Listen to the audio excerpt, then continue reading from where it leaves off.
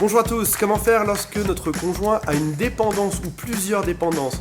Alors j'entends par là problème de jeu, d'argent, problème d'alcool, problème de drogue et globalement tout ce qui peut entraîner une dépendance sur terre comme par exemple la cigarette, etc. Et surtout en fait le vrai problème c'est comment gérer ça lorsque ça vient nuire à notre couple. Alors comme vous le savez, il est très simple de tomber dans une dépendance.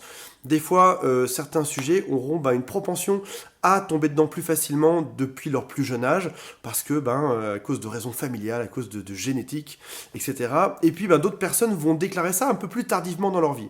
Par exemple, ce sera un jour une expérience à une drogue qui sera légère, douce ou dure, et puis derrière ça va entraîner une addiction qui peut durer des fois pendant quelques années, des fois même pendant toute la vie, jusqu'à même la destruction de cette personne. Alors c'est vrai que forcément ça implique des problèmes parce que derrière il y a des soucis qui peuvent être d'argent, très souvent les dépendances coûtent cher, des soucis de saut d'humeur lorsqu'on est par exemple sous effet de la drogue, sous effet d'alcool, etc. Ça peut créer des caractères qui sont des fois très excités, des fois très tristes, et ce sont souvent des caractères qui vont être très changeants selon le jour, selon le moment de la journée. Donc là, forcément, ça va venir entrer en collision avec toutes les phases qu'on connaît dans le couple. Alors les problèmes d'argent, forcément, lorsqu'on a une famille, il faut élever les enfants avec de l'argent. Et là, lorsque le conjoint sera en proie à toutes ces dépendances, ça va devenir compliqué. Lorsqu'il y aura des sautes d'humeur, ça sera compliqué aussi. Et puis finalement, il y a quelque chose d'un peu tabou aussi là-dedans. C'est comment faire pour en parler à une personne qui n'a peut-être pas forcément envie d'en parler, ou qui ne voit même pas cette dépendance comme étant une dépendance. Des personnes vont vous dire simplement, oui, j'aime boire un peu et faire la fête avec mes amis, mais c'est rien de plus, c'est rien de grave. Alors qu'au final, on sent bien que derrière, ça les entraîne vers quelque chose. C'est une pente glissante vers la perte de leur emploi, vers une désociabilisation, vers des problèmes physiques derrière, etc.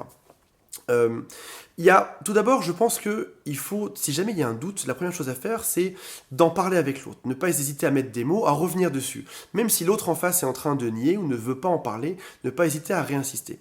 Si jamais vous sentez que l'autre bloque vraiment de manière complète, c'est-à-dire qu'il n'y a absolument aucun moyen d'avancer par rapport à ça, la manière la plus simple, c'est de lui proposer d'aller voir un spécialiste par rapport à ça.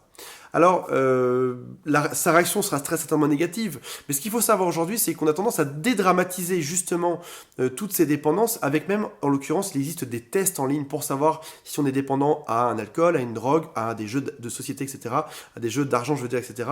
Et donc, grâce à ça, on va pouvoir faire un diagnostic très rapidement, sans forcément avoir besoin de voir directement un spécialiste. Après ça, si jamais ce test s'avère concluant et qu'il vous dit, oui, en effet, cette personne est dépendante, dans ce cas-là, on peut commencer par appeler des numéros. Il existe des numéros, par exemple, pour arrêter de fumer, qu'on peut appeler tout simplement en tout anonymat, et qui permettent de juste en parler. Vous savez, en fait, le gros souci de ces personnes qui ne veulent pas s'avouer dépendantes, c'est qu'elles se pensent plus fortes que tout ça. Ou alors qu'elles ont besoin de ça pour tenir, qu'elles ne veulent surtout pas qu'on les empêche d'avoir accès à ça. Et dans ce cas-là, votre rôle n'est pas d'être le médecin d'autre, ni d'être son thérapeute, ni d'être son psychologue, ni d'être la personne qui va le sortir de cette addiction.